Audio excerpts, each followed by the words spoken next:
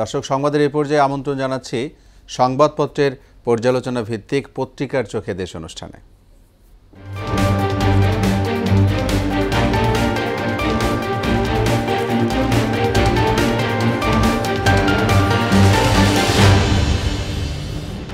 পত্রিকার চোখে দেশ অনুষ্ঠানে আজকের অতিথি মোহনা টেলিভিশনের সিনিয়র রিপোর্টার রেজা খান। রেজা খান, আপনাকে স্বাগত জানাচ্ছি স্টুডিওতে। আপনাকে অসংখ্য ধন্যবাদ। জি, আমরা পত্রিকার শিরোনামগুলো পড়ে এসে তারপর আপনার সাথে আলোচনায় যাব। আমি শিরোনামগুলো পড়ছি। প্রথম আলো রয়েছে প্রথমেই আমার হাতে। তারা আজকে শিরোনাম করেছে, সংস্কারের মাধ্যমে নতুন যাত্রা শুরু করতে চাই। 6 বিশিষ্টজনের নেতৃত্বে 6 সংস্কার কমিশন গঠন। জাতির উদ্দেশ্যে প্রধান উপদেষ্টা গতকালকে কথা বলেছেন। প্রথম বিতর্কে ধরাশায়ী ট্রাম্প।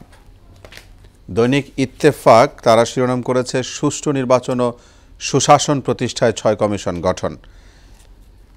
ইউক্রেন গাজা থেকে শুরু করে ব্যক্তিগত আক্রমণে কমলা ট্রাম্প।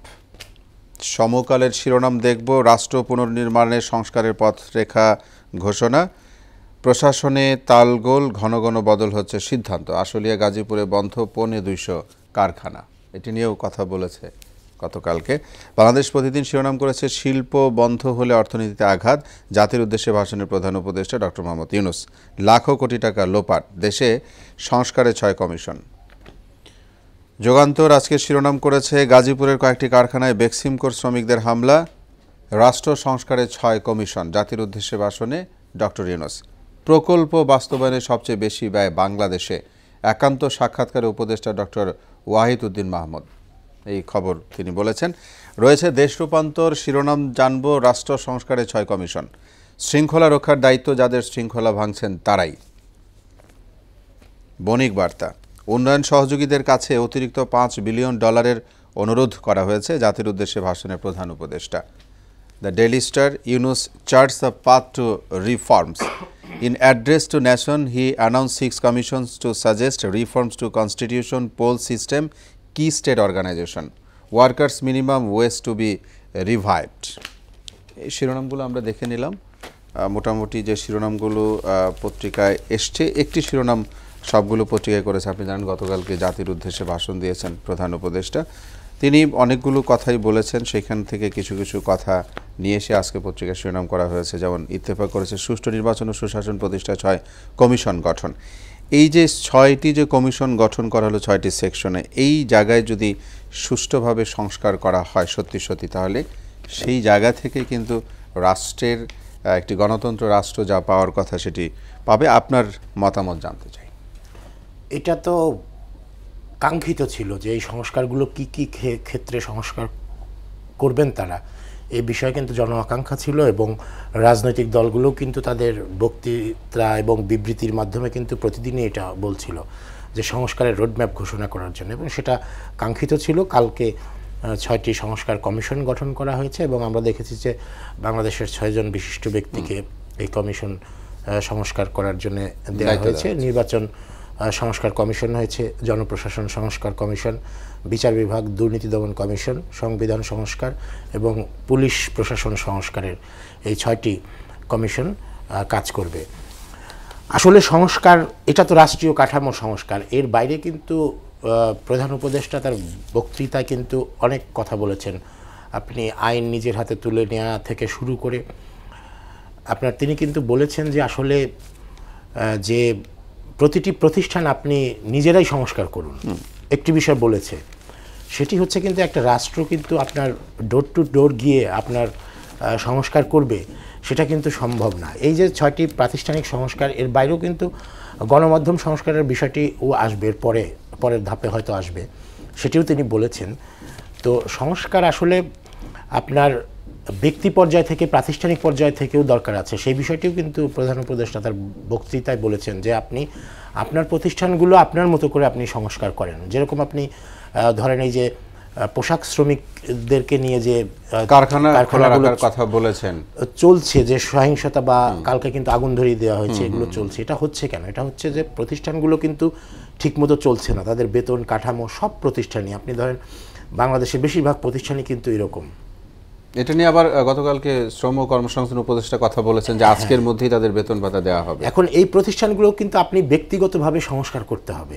আপনি যদি ব্যক্তিগতভাবে না করেন তাহলে সরকার কিন্তু প্রতিটি প্রতিষ্ঠানে গিয়ে গিয়ে আপনার সংস্কার করবে, এটা না। এটা হলো প্রাতিষ্ঠানিক আপনার ব্যক্তির দায়িত্ব, ব্যক্তির নাগরিক হিসেবে মালিক যারা আছেন আর হ্যাঁ, কি আপনার তাদের প্রতিষ্ঠানটা আপনি প্রতিষ্ঠানটা বেতন ভাতা সহ সার্বিক কমপ্লায়েন্স মেনটেন করা হচ্ছে কিনা সেটা কিন্তু দেখার দায়িত্ব কিন্তু প্রতিষ্ঠানের। এবং এর থেকেও বড় আরেকটি ব্যাপার আছে যেটি অন্তর্ভুক্তিমূলক। আপনি যদি মনে করেন আপনি কিন্তু প্রতিটা ব্যক্তির ঘরে ঘরে সংস্কার প্রয়োজন আছে।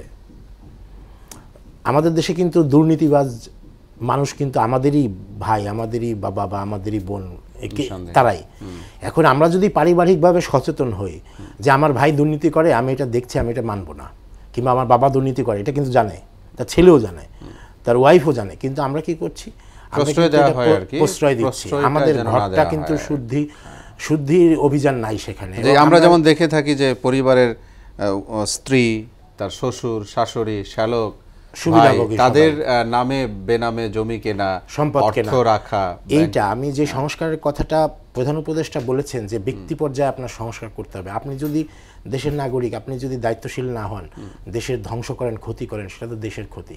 তো সবচেয়ে বড় ব্যাপার হচ্ছে যে যখন প্রতিটা মানুষ জাগবে তখন কিন্তু দেশ জেগে উঠবে। জি, এবং উনি প্রধান উপদেষ্টা যখন বক্তব্য দিয়েছেন তার সাবলীল বক্তব্য যে আমাদের সমালোচনা করুন, হ্যাঁ, চাপিয়ে দেওয়া না, এটি সংস্কারটা কিন্তু আপনি আপনার উপরে আমি ফোর্স দিয়ে এনফোর্স করে আমি চাপিয়ে দিলাম, বিষয়টা কিন্তু সেটা হবে না।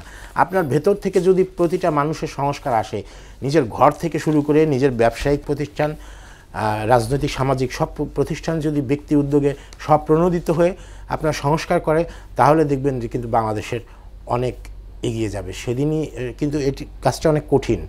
এখানে একটা নতুন পরিবর্তিত পরিস্থিতিতে আসলে ব্যক্তিগতভাবে প্রতিটা মানুষকেই আসলে যার যার অবস্থান থেকে যদি তার ভিতরে স্বচ্ছতা থাকে, সৎ চিন্তা থাকে, রাষ্ট্রের যে দায়িত্বই তিনি পালন করুন না কেন, তাহলে বোধহয় এত বেশি কথা বলা, এত চিন্তা করা, এত দুর্নীতি, হয়তো এত নিয়ম, এত কারণ কোনো দরকার নেই। আপনি প্রতিটা ব্যক্তি যদি আমরা ভালো হই, সৎ হই, তাহলে তো আর এত। এখন সময় এসেছে যার যার অবস্থান থেকে জেগে ওঠার, ভালো হওয়ার এবং জেগে ওঠার। আমরা এই যে এক ধরনের কথার মধ্যে দুর্নীতি চলে আসে, এই যে সরকার পতনের পর থেকে যে আমরা শিরোনাম বলি বা কথা বলি বা যেখানেই টকশো হচ্ছে, পত্রিকার নিউজ হচ্ছে, টেলিভিশনে নিউজ হচ্ছে, সব জায়গায় কিন্তু দুর্নীতির বিষয়গুলি উঠে আসছে।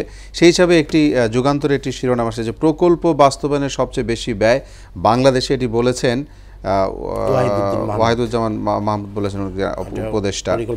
জি, এই যে একটা বিষয় আপনি দেখেন যে প্রকল্প বাস্তবায়নের সবচেয়ে বেশি ব্যয় বাংলাদেশে, কেন? আসলে কি প্রকল্প ব্যয় ছিল না অন্য কিছু?